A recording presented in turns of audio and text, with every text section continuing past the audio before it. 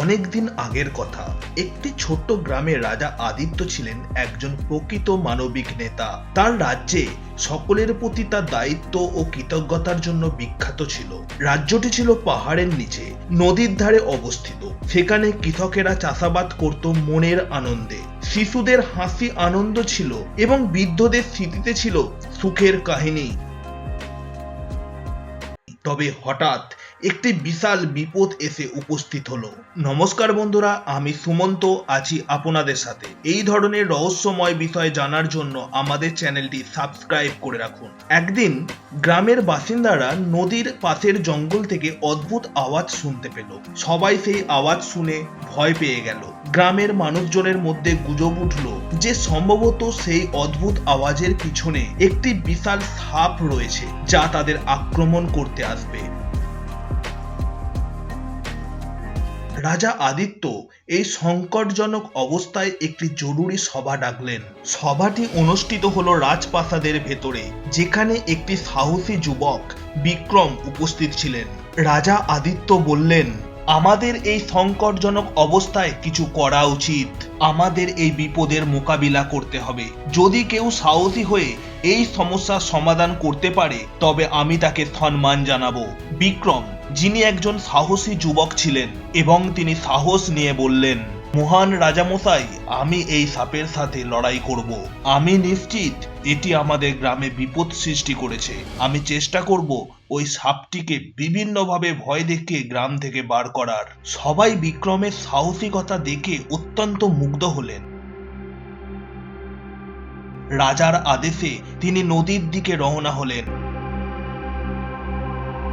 বিক্রম নদীর দিকে অসংখ্য গাছ ও অনেক আবর্জনা পেরিয়ে পেরিয়ে এগিয়ে গেলেন।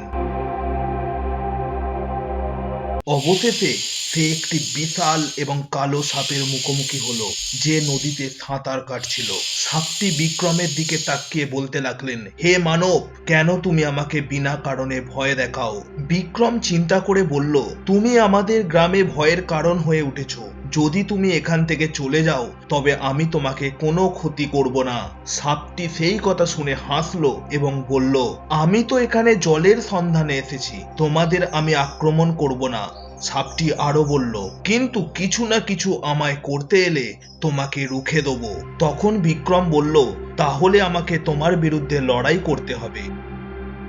এটা বলে বিক্রম প্রস্তুত হলো। দুজনের মধ্যে এমন এক উত্তেজনাকর লড়াই শুরু হলো যে যেন এক সাহসী যোদ্ধা এবং ভয়ঙ্কর সাপের মধ্যকার কোনো দ্বন্দ্ব। প্রথমে সাপটি বিক্রমের প্রতি দ্রুত আক্রমণ শুরু করলো। বিক্রম সাহসের সাথে সাপটির সমস্ত আক্রমণ এড়াতে সক্ষম হলো। সে সাপটির গতিবিধি লক্ষ্য রেখে একটি ভালো স্থান থেকে আক্রমণ করতে চেষ্টা করলো।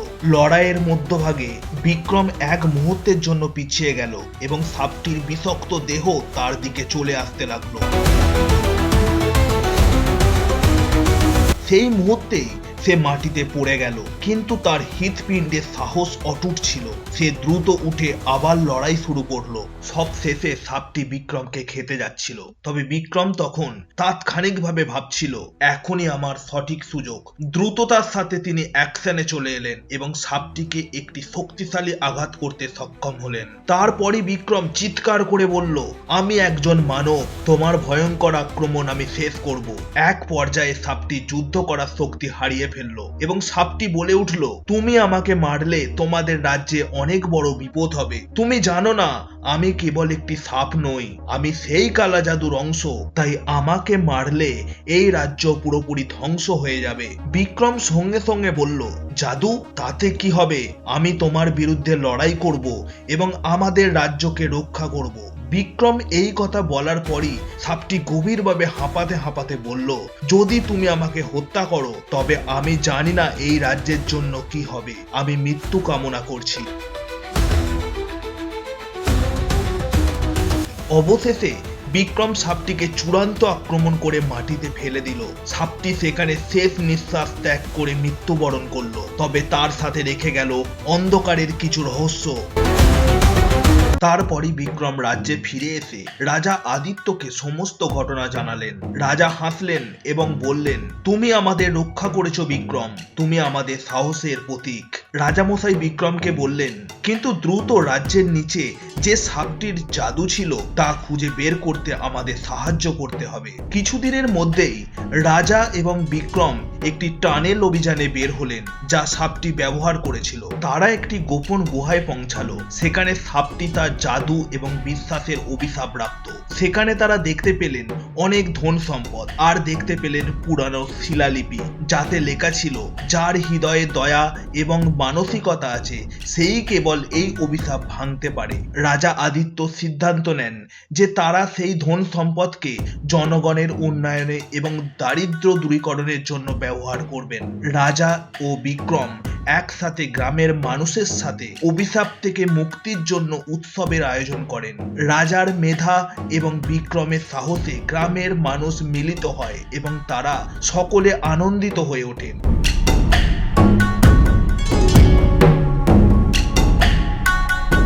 রাজ্যের সমস্ত মানুষ আবার সুখে শান্তিতে থাকতে শুরু করলো এবং এরপর গ্রামে বিক্রমকে এক মহান যোদ্ধা হিসাবে পরিচয় দেওয়া হয়। তার নাম হয়ে উঠল বিক্রম, রাজ্যের রক্ষক। রাজ্যে সবার মুখে ছিল তার কথা, সাহস, মানবতা এবং একতা। এই গল্পটি সারা জীবন ধরে মানুষের মনে গেঁথেছিল যে সত্যিকারের সাহস ও বুদ্ধিমত্তা দিয়ে যে কোনো সমস্যার সমাধান করা সম্ভব। এভাবে রাজার রাজ্য আবার আগের মতো সুরক্ষিত হয়ে উঠল এবং সকলের মন থেকে ভয় দূর হয়ে গেল। রাজা আদিত্য এবং বিক্রমের কাহিনী ধীরে ধীরে কিংবদন্তির রূপ নিল।